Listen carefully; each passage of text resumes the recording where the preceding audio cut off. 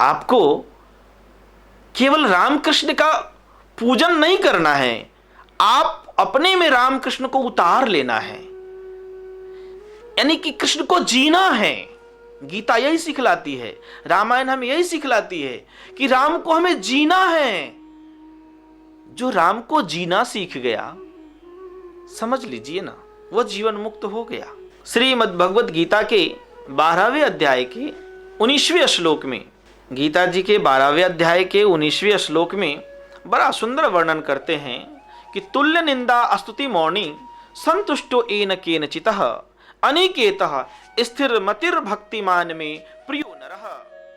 कि निंदा और स्तुति, तुल्य निंदा स्तुति मौनी, कि निंदा और स्तुति दोनों को समान समझने वाला, मननशील, ब्रह्म तत्व पर मनन करने वाला जीव, मननशील, और जिस किसी प्रकार से भी शरीर का निर्वाह होने में सदा संतुष्ट रहता है और रहने के स्थान में भी कोई ममता नहीं रखता, आसक्ति रहित रहता है, वह स्थिर मान बुद्धि, स्थिर बुद्धि, वही भक्तिमान है, वही सच्ची भक्ति को जानने वाला पुरुष है और वही भगवान को प्रिय है। प्रियो न रह, वही मुझे प्रिय भी है, अर्थात तो स्वयं कृष्ण उतर जाते हैं उसमें। जैसे भगवान श्री राम ने भी इस बात को कहा, निंदा स्तुति उभय सम ममता मम पद कंज। कि निंदा स्तुति, निंदा को और स्तुति को, निंदा यानी समाज मेरी निंदा करे या समाज मेरी बड़ाई करे, स्तुति यानी बड़ाई करे, दोनों में जो समरह करके जो वास्तविक में राम का चरित्र है उससे सीखे और जीवन निर्वहन करे, जो संतों का चरित्र है उसे सीखे, जीवन निर्वहन करे, ऐसा जो करता है कि तुल्य निंदा स्तुति मौनी या निंदा स्तुति उभय समा ममता मम पद कंज। अगर आप राम को भजते हैं ना तो व्यक्ति ऐसा ही चरित्रवान हो जाता है। हमने एक दिन कहा था ना कि रावण सीता जी को केवल छलने के लिए राम का वेश जब धारण किया ना तो उसका मन इतना पवित्र हो गया ना कि वह सीता जी के प्रति किसी भी प्रकार का कुभाव और कुवचन बोल न सका। तो ये बातें कुंभकर्ण को बता रहा था। कुंभकर्ण ने पूछा था, क्या तूने सीता को छलने के लिए राम का वेश बनाकर नहीं गया कभी क्या? उसी संदर्भ में यह बात आती है। तो राम को जो पूजता है, यानी राम को पूजना क्या है? एक अच्छा पुत्र बनना। क्या बनना? राम को पूजना क्या है? एक अच्छा पति बनना। राम को पूजना क्या है? एक अच्छा शिष्य बनना। राम को पूजना क्या है? एक अच्छा राजा बनना, एक अच्छा प्रजा बनना, एक अच्छा मित्र बनना, एक अच्छा भाई बनना। इस तरह से जो पूर्ण मानवता उतर जाना, ये राम की पूजा है।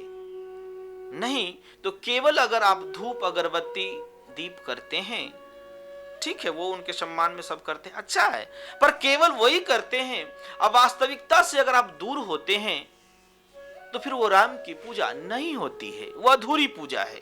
बोलिए श्याम रामचंद्र की, श्री हनुमान जी महाराज की जय जय श्री सीताराम। और बड़ा सुंदर कहा भी गया है कि पुत्रवती जुवती जग सोई, रघुबर भगत जासु सुत होई। न तरु बाझ भली बादी बियानी, राम विमुख सुत ते हित जानी। बड़ा सुंदर भाव इसमें स्पष्ट होता है इस चौपाई में कि लखनलाल जी की माता श्री कहती हैं कि पुत्रवती जुबती जग सोई। इस जगत में वही माता वास्तविक में जवान ही माता बहन पुत्र या संतान को जन्म दे सकती है, वृद्धावस्था में तो नहीं होगा ना। तो क्या कहती हैं माता कि पुत्रवती जुबती जग सोई, वही जवान स्त्री जुबती है और पुत्रवती है। रघुवर भगत, राम का भक्त जिसका पुत्र हो जाए। भक्त का मतलब होता है उनके अनुयायी हो जाना। क्या होना ना? उनके चरण चिन्हों पर चलना, उनके बातों पर चलना, उनके कर्मों पर चलना, उनके सिद्धांतों का अनुमोदन करना, न कि केवल फूल धूप दीप अक्षत आदि चढ़ाना, केवल रामार्चा पूजन करना।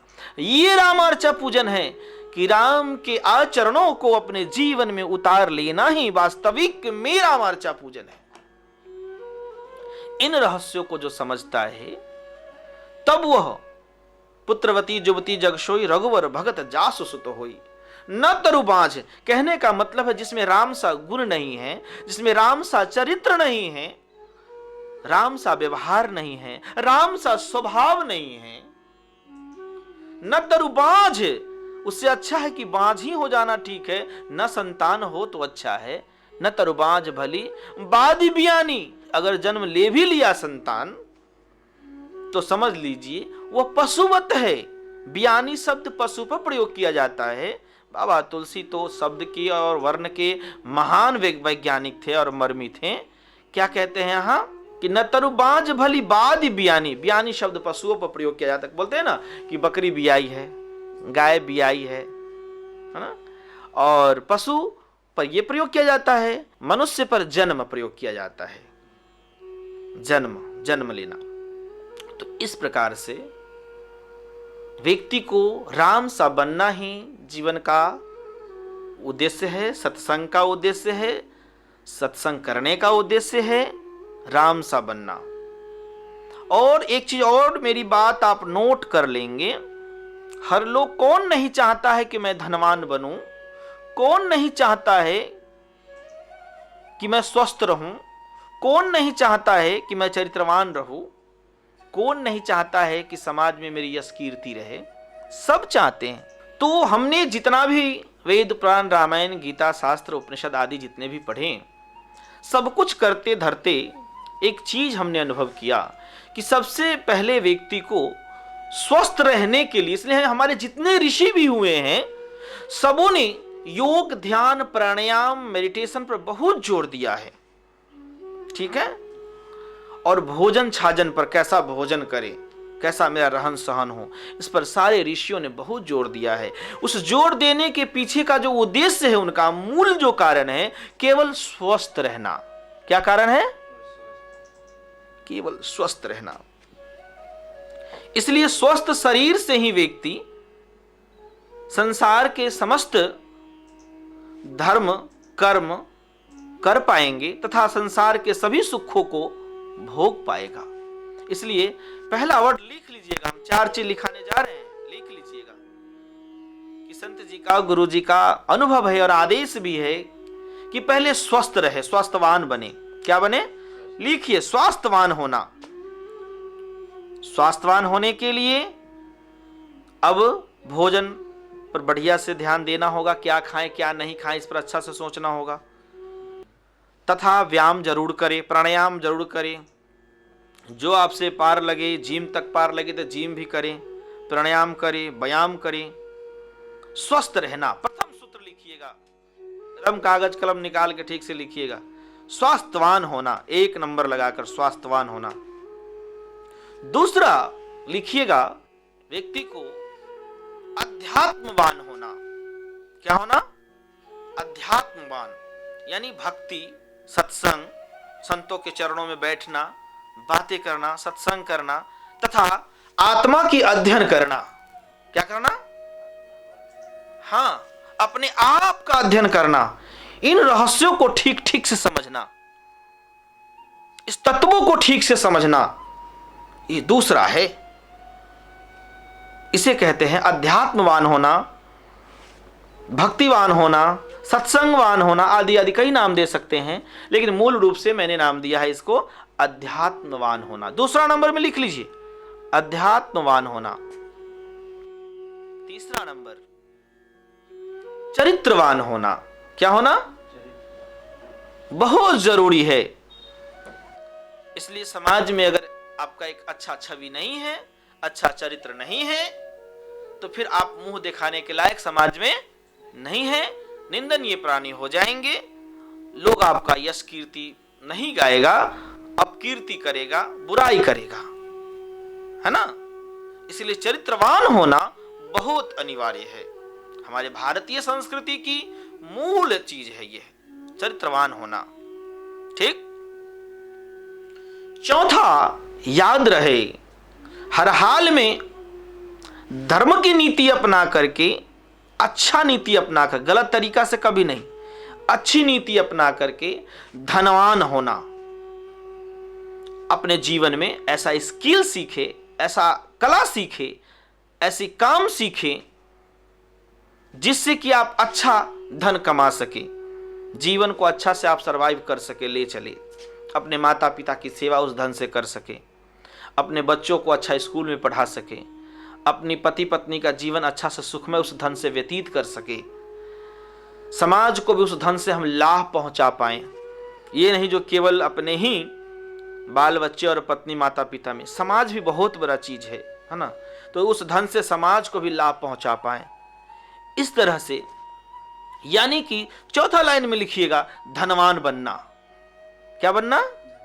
धनवान बनना। ये चारों चीज परम अनिवार्य है, अति अनिवार्य है जीवन को संतुलित रखने के लिए। अब ऐसा नहीं कि भर दिन रात प्राणायाम करते रह जाइए, ऐसा नहीं कि दिन रात अध्यात्म में लग जाइए, ऐसा नहीं कि दिन रात अब जो है सो चरित्रवान बनने के चक्कर में घर से निकलिए तक नहीं। अब ऐसा नहीं कि धन कमाने के चक्कर में इतना पागल हो जाइए कि और चीज भूल जाएं। बाद में पता चले कि 40-50 वर्ष के हो गए और 50 वर्ष के बाद केवल अब जो धन हमने कमाया है अब केवल डॉक्टर को झोंकते जाएं, है ना। यानी सब दिन कुछ कुछ प्राणायाम व्यायाम ध्यान करते हुए जीवन को अच्छा से चले, ताकि जो आपका जो कमाया हुआ धन है वो भी बचेगा। नहीं तो पता चलेगा जो बस वो भी, अगर इस चीजों पर ठीक से अगर नहीं आप बना पाएंगे बैलेंस, तो क्या होगा? अगर बैलेंस ठीक से नहीं बना पाएंगे, संतुलन नहीं बना पाएंगे ठीक से, तो बाद में क्या होगा? ठीक से धन तो कमा लीजिएगा, बाद में वो धन केवल डॉक्टर साहब के घर में भरना पड़ेगा। आज इस डॉक्टर को तो कल उस डॉक्टर को, परसों उस डॉक्टर को। उसके बाद बड़ी बड़ी बीमारियां हो जाएगी, 10-20 लाख 50 लाख खर्चा हो जाएगा।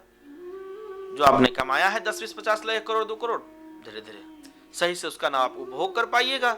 इसलिए ये नहीं कि हम खूब कमा लेंगे तब व्यायाम शुरू करें, खूब कमा लेंगे तब जिम सेंटर में ज्वाइन करेंगे, खूब कमा लेंगे तब ध्यान शुरू करेंगे, भक्ति करेंगे, ऐसा नहीं। समझिए बात को, सब चीज का संतुलन जीवन में बनाकर चलिए।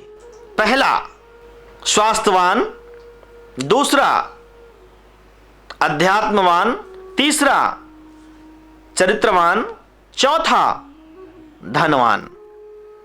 तो लोग धन को पहले कर लेते हैं और बादशाह को पीछे कर देते हैं, है ना। ऐसा ना करें, इस सिस्टम से चले।